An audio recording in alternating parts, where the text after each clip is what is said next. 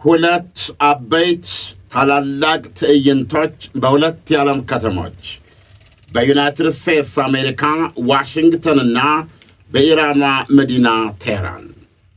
ዩናይትድ ስቴትስ አሜሪካ ዛሬ 250ኛ ዓመት የምስረታ በዓሏ ነው። አሜሪካ 250 ዓመት ሞላት። በ13 ሪፐብሊክ ነው የጀመረችው። ሰው ሁሉ ሲወለድ እኩል ነው የሚል ሕገ መንግሥት አጽድቃ። ይሁንና በዚህ ሰዓት የአሜሪካ ፕሬዝደንት ዶናልድ ትራምፕና ኢራን ለአስጨራሽ ማነው ያቸነፈው የሚያሰኝ ፍልሚያ ውስጥ ይገኛሉ። ኢራን ከዚህ ጦርነት ጋር በተያያዘ የተገደሉትን መንፈሳዊ መሪዋን ከ4 ወር በኋላ የመቅበር ዕድል አግኝታ ይህንን ቀን የአሜሪካ የነጻነትን ቀን የእሳቸውን አጽም ማሳረፊያ ፕሮግራም መጀመሪያ አድርገዋለች። እሳቸውን ይተካሉ ተብለው ማለት በስልጣን ደረጃ ማለት ነው የሰኩት ሶስተኛው የእሳቸው ልጅ ሶስተኛው አያቶላ ሞጅታባ ካሚኒም ቢሆኑ ዋናው የኢራን ተደራዳሪ የፓርላማ አፈጉባኤው ቋሊባፍ አንድ መልእክት በኤክስ ገጻቸው አስተላልፈዋል። ዓለም ሆይ ተመልከት፣ ድምፃችንን ስማ፣ ባጭር ቃል እጅ አንሰጥ። ይሄ ትልቅ አባባል ነው። ከዚህ ከአሜሪካ የነጻነት ቀን ጋር መግጠሙ ደግሞ በጣም የሚያስገርም ነው።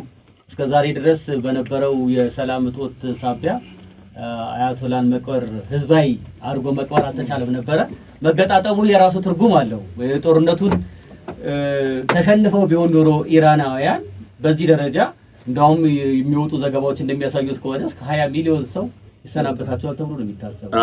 እንደዚህ መሰብሰብ አይቻልም። አዎ በእንደዚህ አይነት ሁኔታ ማድረግ አይቻልም ጦርነቱ ባለበት ሁኔታና ይሄ ዳግም ለኢራናውያን እንደ ማሸነፊያ ቀናቸው የሚያከብሩበት ተደርጎ መወሰድ አለበት። ሁለት ነው። ደረታቸውን እየመቱ በአንድ በኩል ታላቅ መስዋዕትነት የከፈሉ የጽናት የቁርጠኛነት ምሳሌ ሆነው የወደቁ መንፈሳዊ መሪያቸውን ሐዘናቸውን ሲወጡ፣ በዚህ በኩል ደግሞ በከንቱ አልሞትክም የሚል ነው። ነጻነቱ ማግኘት ይችላል። ኤግዛክትሊ ይህንን ጠቅላላ የአሁኗ ኢራን በጦርነቱ መጀመሪያ በኢትዮጵያ ፌብሩዋሪ 21 ፌብሩዋሪ 28 በፈረንጅ ስናስበው ብሊዝ ክሬግ ብለን ከምናውቀው ሁሉ የባሰ ነው። እኔ እንዲህ አይነት ጦርነት አላየንም። ጦርነቱ ተጀመረ። የኢራን መንፈሳዊ መሪና 40 የኢራን ከፍተኛ ባለስልጣኖች የሉ በ40 ሴኮንድ። ከዛ በኋላ ጦርነቱ በቆየባቸው 40 ቀናት ውስጥ ቀሪ የኢራን የጦር አዛዦች፣ የደህንነት ኃላፊዎች፣ ሳይንቲስቶች በሰኔ ወር ነው ያለቁት በብዛት። ከዛ በኋላ ደግሞ እኚህን ሰው ነው መደራደር የምንችለው አሁንም ድረስ የሀገሪቱ ጅስም የሚታዘዛቸው እሺ የሚላቸው ሀያል የተባሉት አሊ ላርጃኒን ጭምር የልጃቸው ቤት እስራኤል ገደለች። ይሄ ሁሉ ሲሆን አጠቃላይ ኢራናውያን እጅ ይሰጣሉ ነው፣ ሌላ ነገር የለም። በማንኛውም መመዘኛ የጦርነቱ አጀማመር የእስራኤሉ ጠቅላይ ሚኒስትር ቤንያሚን ኔታንያሁ እንዳሉት ግቡ ይሄንን ስርዓት ትውልድ እንዲረከበው በሚያስችል ደረጃ ማዳከም ነው የሚል ነበረው። አሁን የአሊ ካሚኒን አጠቃላይ የቀብር ስነ ስርዓትም ሆነ ሁሉ ነገር በማካሄድ ላይ የሚገኘው አንገቱ ተቀልቶ ያበቃለታል ተብሎ የነበረው 47 ዓመት የገነገነው የኢራን አገዛዝ ነው። አሁን ጦርነት እንደማያስኬድ በማወቅ ፕሬዚደንት ዶናልድ ትራምፕ ይሄ አንገት ቆረጣ ያለው ነገር ስርዓቱን እየለወጠ ስላልሆነ ወደ ድርድር እንግባ የሚል አማራጭ ይዘው የገቡበት ነው። በነገራችን ላይ ይህ በአሜሪካ ነጻነት ቀን በ250ኛው ዓመት ቀን መርጠው ኢራኖች ወፈሰማያት ኢራናውያን ለቀብር በሚወጡበት ቀን ያደረጉበት ምክንያት ግልጽ ነው እና ዶናልድ ትራምፕ ምን አሉ? ለሳምንት ቀብሮ እንዲፈጽሙ ረፍት ሰጥተናቸው። አሜሪካ ለማክበር እየተዘጋጀች ነው። ዛሬ እኛ ኦልሬዲ ነክሶልናል ቅዳሜ፣ እነሱ አሁን እየነጋላቸው ነው። ከዚህ በኋላ ነው ወደ ነጻነት ቀናቸው የሚሄዱት። 1776 ነው አሜሪካ ኢንዲፔንደንስ አገኘች የሚባለው ከነ እንግሊዝ የወጣችው 76 1776 250 ቢሞላት ያኔ ነው። አሁን በታሪክ አጋጣሚ እኚህን የዶናልድ ትራምፕ የሚባሉ ግለሰብ አሜሪካ 250 ዓመቷ ሲሞላ አገሪቱን የሚመሩ ሰው እኚህ ሰው ሆነዋል። እኚህ ሰው ሆነዋል። አሜሪካውያን መሳ ነው ለሳቸው ያላቸው አመለካከት። ነገር ግን አሜሪካውያን ባህላቸውን እንዴት ያከብራሉ ቢባል በየመናፈሻው በየቢቹ ባርቤኩ እየጠበሱ ይበላሉ። አጋጥሞ አቅም እንዴ እዛ እንግዲህ አንድ 3-4 ጊዜ ገጥሞኛል። ጁላይ ፎርማል ዛሬ በጣም የተለየ ቀን ነው። በሁሉም ትንሽ ጣል አደረግን ተሳስቻለሁ። እቺ የሚጠባብሷት ነገር አይ ቲንክ እስራኤልም ጋር የነጻነት ቀን የሚከበረው እንዲህ ነው። ሌላ ነገር የለውም። ቤተሰቦች ይወጣሉ፣ ልጆቻቸውን ይዘው ይወጣሉ። መናፈሻዎች በስፋት ናቸው ያሉት። ድንኳኖች አላቸው። ማታም ይታደራል። እንደ አትላንታ አይነት እንትኖች ደግሞ የአየር ላይ ትርኢቶች ሁሉ አሉ። እሱ ይተኮሳል፣ ርችት ሁሉም ይተኮሳሉ። ይበላል፣ ይጠጣል። እዛ ጭፈራ አለ፣ ሙዚቃ አለ። በጣም የሚያስገርም ነገር ነው። የነጻነት ቀናቸውን የሚያከብሩበት በየቦታው ማለት ነው። እየተዝናኑ ነው የሚያደርጉት። ግን አይ ቲንክ እንግዲህ ይሄ የተለየ ይሆናል። ፕሬዚዳንት ትራምፕ ባሉበት ጊዜ የሚከበሩ 250ኛ ዓመቱ ለአሜሪካውያን የተለየ ነገር ይዞ ይመጣል ወይ? አሁንም ከጦርነት ሳይወጡ ነው የሚያከብሩት። ይሄን የተሟላ ጦርነት ነው። አሜሪካ ተወግታ አይደለም እኮ እየወጋች ነው። እየወጋች ቢሆንም ኪሎ ሜትሮች ይሄማ እንጀራ ነው። ይሄ ቢሆንም ኢምፓየር ትሆን ነበር። ዝም ብላ ከቨርዴ ነበር አይ አሜሪካ እኮ የጀመረችውን ጦርነት ሳታጠናቅቅ ነው። አንጀት የለት በላይ ነው እንደ አሜሪካ ጦርነት ታይው ኦፍ ኮርስ ነች ነው እንደሱ አይደለም። ከጦርነት ነፃ የሆነችበት ዓመት እኮ ብዙ አይደለም እኮ አሁን በየሀገሩ በመጀመሪያ ጦርነት እንጀራዋ ነው። ዝም ታዲያ ዝም ብላ ያለም ገጂ ትሆናለች። ካልተዋጋ ሊሆን አይችልም እንዴ ይሆናል። በእርግጥ ዶናልድ ትራምፕ ንግግራቸው በአንጻራቂ ድልነት በሳቸው ዘመን ቬንዙዌላና ኢራንን ጠቅሰዋል። ያልገባኝ ነገር ኢራን ላይ ያገኙት ድል ነው። እስቲ አስረዱኝ፣ እስቲ ጥላሁን አስረዱኝ የሚለው ዘፈን አለው መሰለኝ አልገባኝም። እንዲህ የሚል ነገር አለ። ብዙ ነገር አልገባሁም። እኔ የሚያስረዳኝ ዶናልድ ትራምፕ በድል ስሜት ተኩነስንሰዋል እና ምንድነው የሚሉት ፋታ ሰተናቸው ለችን ሳምንትና በነገራችን ላይ አሁን እስከሚገባን ያልተግባብቶም ስምምነቱ ከተፈረመ ሁለተኛ ሳምንቱ አለፈ መሰለኝ። ሁለተኛ ሳምንቱ እየመጣ ነው። ምንም የተቀየረ ነገር የለም። ምንም አውሩትም ነገር የለም። አሁንም ያቺ የተራራ ቦታ ደርሰው ወጥቷል። ያቺ ምንድነው ስዊዘርላንድ ልክ በባለፈው እንዳደረጉት ስልጣኔ ሊጠፋ ነው አለቀ በቃ ብለው 90 ደቂቃ ሲቀረኝ እጄን ያስካሉበት ማለት ነው። ከዛ በኋላ ወለላ አድርጌ ከፍታለሁ ብላለች አይደለም ያሉኝ። እንደሱ ሆርሙዝ ሰርጥ ወለላ አድርጌ ከፍታለሁ አለችኝ። በአስቸኳይ ተደራድረን የሚፈልጉትን ሁሉ እሰጣለሁ ስላለችኝ ለ15 ቀን እጄን ሰብስቤያለሁ አሉ። ያ የተሰበሰበኝ 100 ቀናት አለሁ። አይ ባለፈው ሳምንትም እኮ የሆነ ድብደባ አካሂደዋል። ተዘጋ በሚል ሰበብ እሱ መቆራቆስ ነው። ተዘጋ በሚል ሰበብ ውጊያው ለ40 ቀናት ነው የተካሄደው። ያንን አቁሟል። አሁን ኢራኖች ያደረጉት ነገር ምንድነው? ልክ ታስታውሱ እንደሆነ ምክትል ፕሬዚደንቱ ሄዱ፣ ፓኪስታን ላይ ድርድር ተደረገ። ስንት ሰዓት አወራናሉ። እራትም አልነበረው አሉ። ውይይታቸው በጣም ብዙ ሰዓት ተመልሰው መጡ። በኋላ አልተስማማንም። 19 ዓመት አቁም አልኩኝ፣ እነሱ ያለ 5 አናቁም አሉኝ ብለው በምክትል ፕሬዚደንቱ ራሳቸውን እየወዘወዙ ባለም ወደ ዋሽንግተን መጡ። ከዛ በኋላ አሜሪካ ከኢራኖች ጋር ድርድር ለማድረግ ከመፈለጓና ከመጠበቋ የተነሳ እኔ በእውነት ይሄ በጉዳት ነው የምነግርህ። እኔ ከመጠበቋ የተነሳ ምክትል ፕሬዚደንቱ ስታንድ ባይ ናቸው። ድንገት ኢራን ልኡካን ላከች እንደሆን ሚል ነው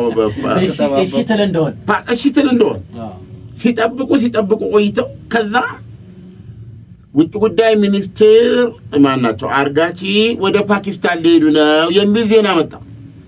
ሲመጣ ያኔ አውሮፕላኑን አዘጋጁልኝ። አውሮፕላን ተዘጋጅቶ ዶናልድ ትራምፕ ያወጡ መግለጫ ምናምን መሰለህ ታላቁ ስምምነት ሊፈረም ነው ኢት ኩድ ቢ ሚ አሉ። ሄደው ለመፈረም ራሳቸው ሄደው ለመፈረም በኋላ ከቴህራን ምን መጣ? ምንድነው ነገሩ? ለጉብኝት እኮ ነው የሚሄዱት ውጭ ጉዳይ ሚኒስትር፣ ለድርድር አይደለም። ለጉብኝት ፓኪስታንን ጎበኙና በቀጥታ ወደ ኦማን ይመጣሉ።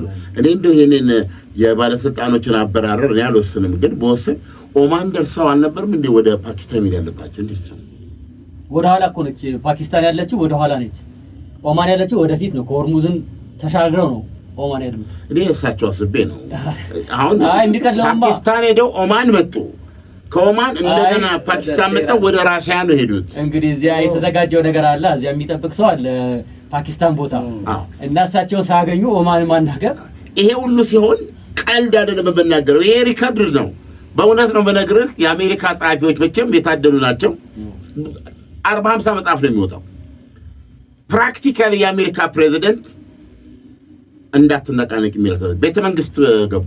ጫማቸውን ሳያወልቁ ነበር ወደ አልጋቸው የሚሄዱት። ለምን? ድንገት አርጋቺ እናውራ ያሉ እንደሆነ ተነስ ሊሉ በሚል እኮ ነው። አሁን ይገርማል። ከፓኪስታኑ ጋር ተነጋገሩና አርጋቺ ኦማን ሄዱ።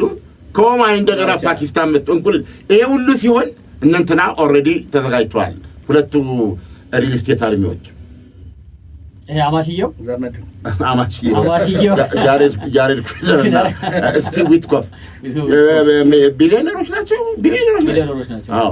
እና ይሄንን የምትለውን አለ የዲፕሎማሲ ቱማታ ከዚህ በፊት ያቀስ የነሱ በስጋ ዘመድ የመጣባቸው ዲፕሎማሲው የነሱ እኮ ቢሊዮነርነት እኮ ሊቀጥል የሚችለው እኮ የዶናልድ ትራምፕ አስተዳደር እስካለ ጊዜ ድረስ መሆኑ የገባቸው ናቸው። እነኚህ እየተነሱ ስራቸውን ትተው ማለት ነው የንግድ ስራቸውን ቢዝነሳቸውን ትተው በድርድር ውስጥ ያሉት ይሄን ሰላም የግድ አምጡ ተብለዋል በፕሬዝዳንት ትራምፕ በኩል።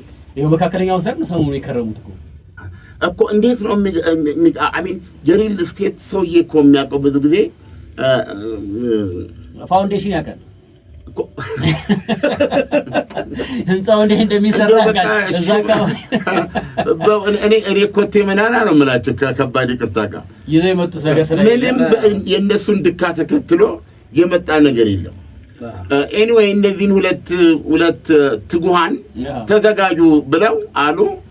ተነስተው ሞስኮ ሄዱ ፓኪስታን ይህን ሳያገኙ። ያን ጊዜ ነው ዶናልድ ትራምፕ የተቆጣ አልፈልግም ደግሞ ያቋ አልፈልግም ድርድር ያቋሉ አሉ ማለት ነው። እና እንዲህ አይነት ድራማ ውስጥ ነው ያለ ነው። አሁንም የመግባቢያ ስምምነት ያሉትን እኔ አልተግባብቶም ስምምነት ነው አንዱ ጋር ተስማሙ። ለምሳሌ ያክል ዶናልድ ትራምፕ እንትኑን አትዘጉ ምንድን ሆርሙዝ አትነኩም። ሁለተኛ ሆርሙዝ ሰርጥ ላይ በየት መኬድ እንዳለበት አትወስኑ። ገንዘብ አትወስዱም። የእሳቸው የገባቸው እዚህ ላይ ስምምነቱ። ኢራኖች ደግሞ ሆርሙዝ ሰርጠን እንከፍታለን ብለው ተስማምተዋል። ጦርነቱ በሁሉም ግንባር እንከፍታለን ሲሉ በእኛ ጣብቅ በኩል ማለት ናቸው። እኛንን መርከቦች ከዚህ የሚምጡ ወደዚህ የሚሄዱ በየት መሄድ እንዳለባቸው እኛ ነን። ያም መንገድ አላስመሮታል። የኢራንን ዳርቻ ይዘው ነው ታኮ ነው በመሃሉና ወደ ኦማን አድልቶ የሚሄዱትን ግን ቀንድቤ ይጥላሉ አለች። ይህ አይደለም ውላችን አሉና ዶናልድ ትራምፕ ሁለት መርከቦችን መታች አከታተለ። አሁን እኮ የተግባብተው ስምምነቱ እኮ ተፈርሞ እና ቀደም እንዳልከው አዲስ የሚሳይል ጣቢያውን ሁሉ አደባየው አይናና አውሬዋለሁ አሉ። ደማናቸው ዶናልድ ትራምፕ ሰለቸ። እነ ኩዌት እነ ባህሬን በእውነት ነው ምንር ሳኮት አቃለ ቦክሰኞች መጀመሪያ ተጋጣሚያቸውን ሄደው ከመዘራራቸው በፊት እንደዚህ ያሉ የሚደበድቡት የሚንጠለጥ አንዱ ስሙ እሱ ነገር አንጀቴን ይበላኛል። ወይ መጥቷል መጣው ነው ሳኮ እሱ ነው የሚመቱት እና ኢራን እነሱ ነው የምትመታው። በዚህ ነገር ነው የሚናቦጡት። አሁን ደግሞ ምን አሉ? ኢራን ደራደራ በቃ ይሄን ነገር አስተካክላለሁ ብላ ድርድር ጠየቀቻሉና ቆመ ማለት ነው። ቆመና በቃ ኳታር ልንሄድ ነው አሁን ትልቅ ስብሰባ ሊደረግ ነው። ችግር ኳታር ላይ ሲሉ ኢራን ምን አለች? እኔ ኳታርም ሄደው ይልጠቅልሻል ከተባለው 12 ቢሊዮን ዶላር ስድስቱን በአፋጣኝ በኳታር እጅ ያለ ነው።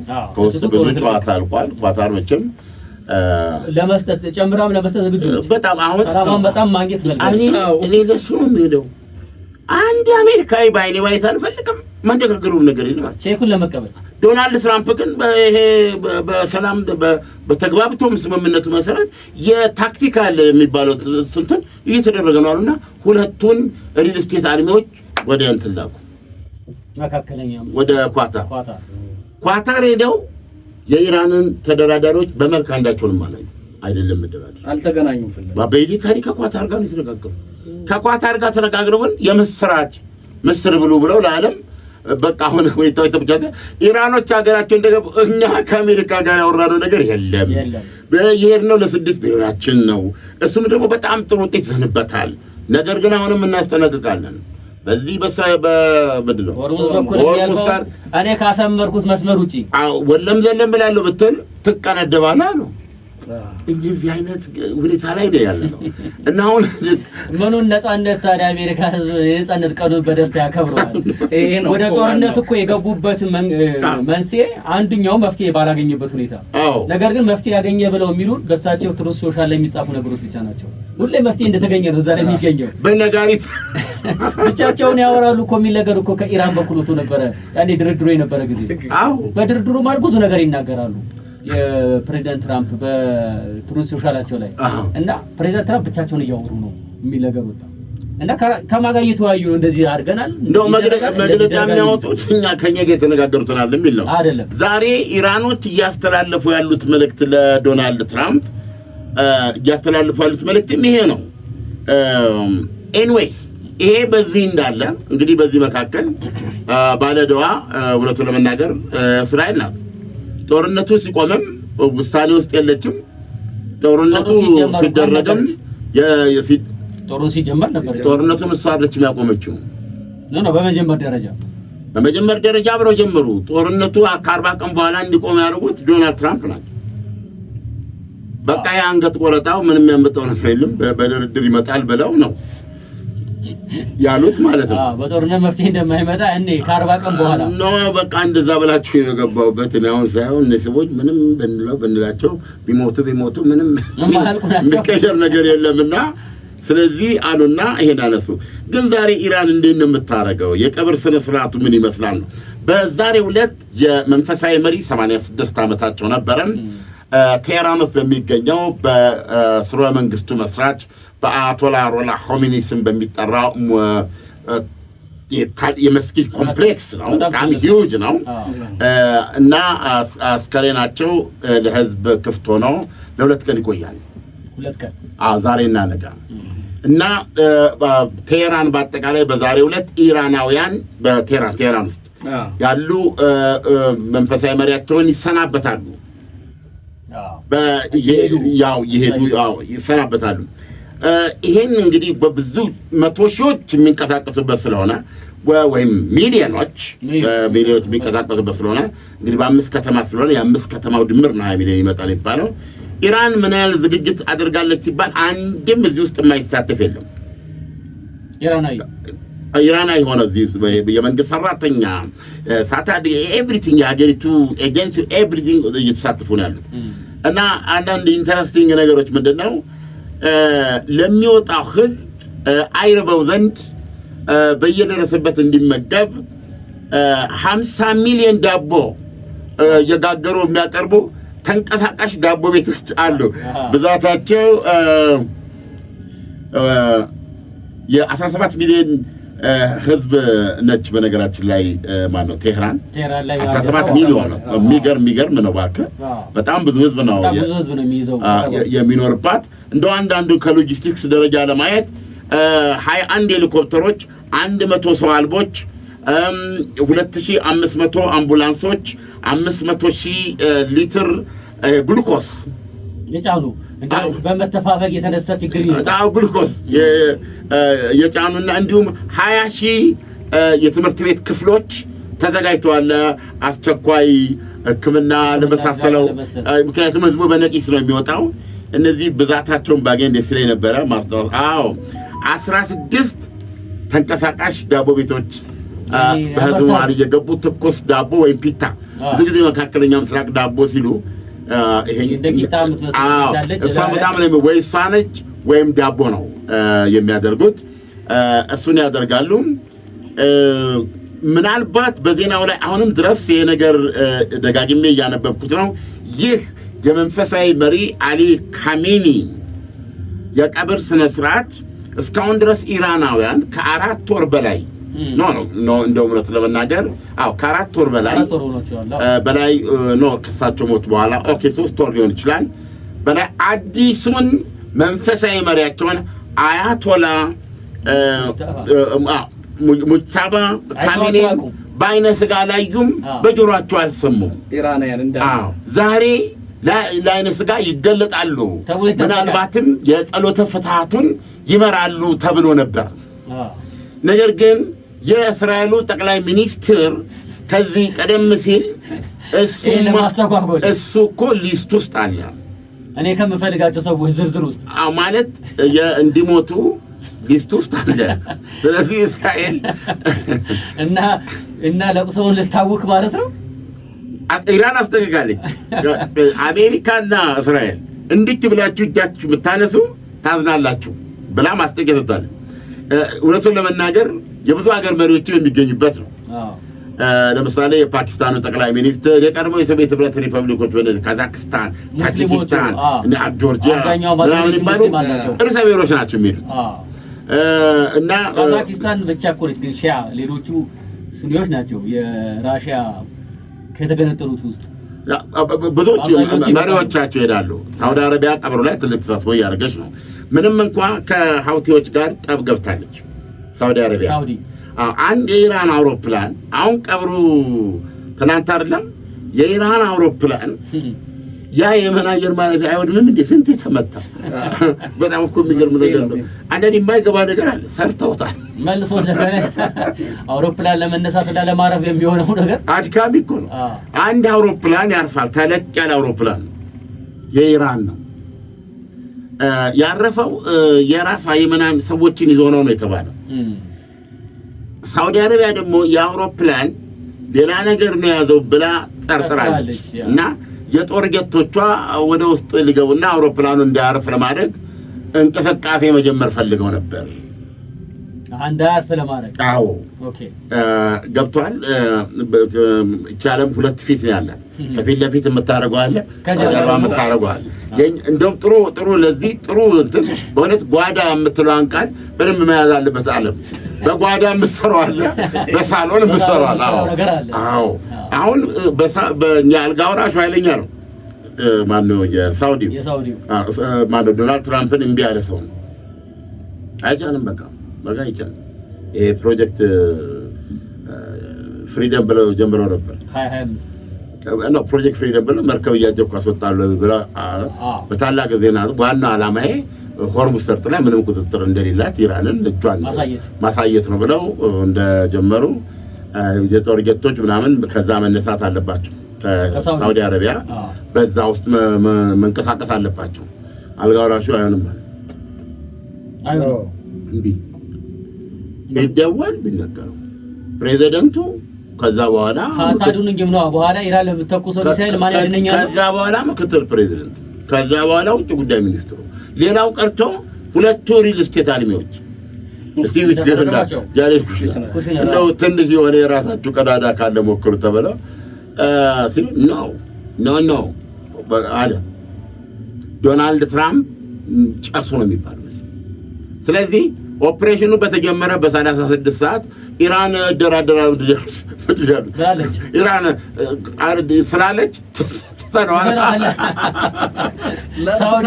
ሳውዲ ቢያለች ከማለት አይሻልም እኮ እሱን እኮ ብለህ አሁን እኮ ዝም ብለህ መውሰድ እንደው ዊኪሊክስ እውነቱን ነበር ለካ ያን የሚወጣው መረጃ ማን ነበር ስሙ? ዊሊያም አሳንጅን የመሰለ ሰው አሁን አውስትራሊያ ውስጥ አንዳንድ ሰዎች ሲነግሩኝ በፀሐይም በዝናብም ጃንጥላ የማይለየው ቀስ ብለው የሚናገር ባዶ ቤት ውስጥ እኮ ብቻውን ሲያወራ የሚሆነው ነገር የደረሰበት መከራ ያለው ግን ሎጂካል ነው ያለው ጆርናሊዝም መሆን ያለበት። አሁን የሚነግሩን እንዴት አድርገው ነው የምንጭ ያላቸው ስለ ጉዳዩ ያላቸው እንዲህ ያሉ እንግዲህ የሰጡን የሚያቀርበው በዚህ መንገድ ነው የምናደርገው። ስለዚህ ህዝብ ማወቅ ካለበት በጓዳ የምትነጋገሩት ነገር ላይቭ ነው መቅረብ ያን ነበር እኮ ሲለቅ የነበረው እኮ በኬብል ውስጥ እንደሱ ከጀርባ የተነጋገሩ ነገር ነው። ይሄኛውን አትመኑ። ሲኤንኤን ላይ ወጣውን ነገር አይደለም። ይሄ ነው እውነታው። ይሄው ስንት ሺህ ዶክመንት ነው። ህዝብ ማወቅ መብት አለው ከተባለ ጆርናሊዝም እንደዚህ ለመሆን ያለበት። እናንተ እዚህ ጋር አንድ ምንጭ እንደጠቆሙት አንድ ምንጭ እንዲህ ይላል፣ ሌላ ምንጭ መጣና ኧረ በጭራሽ ይላል። ገብቷል። ስለዚህ ዶናልድ ትራምፕ ያኔ ኢራን ሽር ብላለች ገና እንትኑ ስንጀምር፣ አሁን ደግሞ እንዲህ አለች ብለው በድል ለውጠውታል። ከጀርባ ግን ሳውዲ አረቢያ ወንድሞቼ እምቢየው ብላለች። ተገቢም ነው። ማን ያድናታል? አለበለዚያ የሚተኮሰውን ነገር እኮ የሚያድንላት የለም። ከአሁን በፊትም ይኸው የሰላጤው ሀገሮች የሚተኮስባቸው ነገሮች አሜሪካ ትቆጣጠርላቸው አልቻለች። የምትከላከልበት መሳሪያ የአሜሪካ ነው እኮ ተከላካዩ አብሮ እውቀቱና ቴክኖሎጂ አብሮ ካልመጣ መሳሪያው ብቻ ምን ዋጋ አለው? በቴክኖሎጂ ተስማት እኮ አልቀረም እየተከላከለች ያለች እኮ የአሜሪካ ጦር ሰፈር ላይ አይደል ውጊያው ራሱ እየተካሄደ ያለው ሳውዲ አረቢያ ላይ። አዎ ግን ኤኒዌይ አሜሪካውን ዶናልድ ትራምፕ ብለዋል ጦርን ቀንሳለን ብለዋል ከሳውዲ። አዎ ጦርን ቀንሳለን። ስለዚህ ፕሮባብሊ ቢጠብቅሽ ፈልጊ እኮ ነው ቢጠብቅሽ ፈልጊ ነው። እንደውም አንዱ ወደ እስራኤልም ልናደርገው እንችላለን ብለዋል።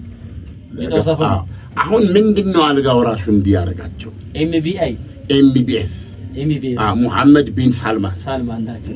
እኚህ ሰው ገና ብዙ አስርተ ዓመታቶች የመካከለኛው ምስራቅ የሰላጤውን አካባቢ ፖለቲካ ዶሚኔት ለማድረግ እድሜው ያላቸው ልጅ 40 ይሆናል ገደማ ናቸው። 40 አይጠቀም ገደማ ናቸው። እንደዛው የተጋያሉ ነው። ተመልከቱ ባልጋወራሽ አሁን ዲፋክቶ ኪንግ ናቸው። እና አሁን ምንድነው የአልጋ ወራሹ ቁጣ $1 ትሪሊዮን ኢንቨስት እናደርጋለን ብለን ቃል ገባን አሜሪካ ዶናልድ ትራምፕ ለማስደሰት we did that ካረግን በኋላ ግን ዶላራችን ምንም እሳቸው ላይ ተጽዕኖ ሲያደርግ እያየን አይደል። ለምሳሌ ጦርነት እንዳይከፈት ብሏል ኢራን ላይ እንዳይከፈት። ነገር ግን እኔ ራሴ ሰራው ዜና አለ በለብቻው ስልክ እየደወለ አረባካችሁ እነዚህ በሏቸው እንጂ ምንድነው ይሄን ነገር እያለ ይላል የሚል ወይ ዘ ኒውዮርክ ታይምስ ይሆናል ምንጮች ብሎ ወይ ዎል ስትሪት ደግሞ ምንጮች ይላል አክሲዮስ ምንጮች ይላል። በቃ በምንጭ ተጠርልቀ ማን ኤምቢአይ ነው አለ የሚሉት ኤምቢአይ በፊት ለፊት ይሄ ነገር በዲፕሎማሲ ይፈታል ዶንት ጎ ቱ ዎር ነው የሚለው እሱ በአደባባይ ነው። ግን እነዚህ ሚዲያዎች ይመጡና አንዳንዴ ብዙ ጨዋታ አለ እቺ ዜና ፕላንት የሚያደርግም ሰው አለ ማለት ነው። እና እነሱ ደግሞ እየመጡ በአደባባይ እንደዚህ ይልና በጓዳ ደግሞ አረ በሉት ኢራን የሚባል አገዛዝ በሉት ይላል ብለው ነው ያቀረቡበት።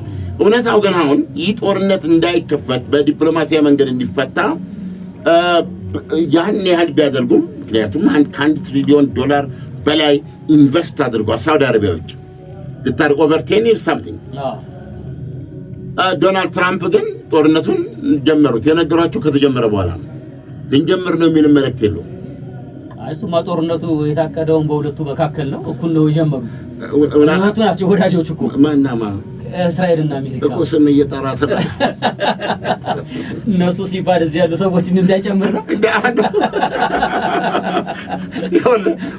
አሁን ጦርነቱ ከጀመሩ በኋላ የተነገራቸው በዚህ አንገት ብርር ብሏል። አሁን እንደገና ይሄንንም ዘመቻ ፕሮጀክት ፍሪደም የተባለውን በጦር መርከብ እያደሙ የማውጣቱን ስቲል ይቃወማሉ። አላማከሩትም። ተጀመረ ፎር ግራንትድ የምትወስደው ነገር የለም። ያን ጊዜ ልጓሙን ያዘ ማለት ነው። ስለዚህ ኃይል የመቀነስ ምንድነው ፍላጎት አላት አሜሪካ የሚል ዘገባ አንብበናል።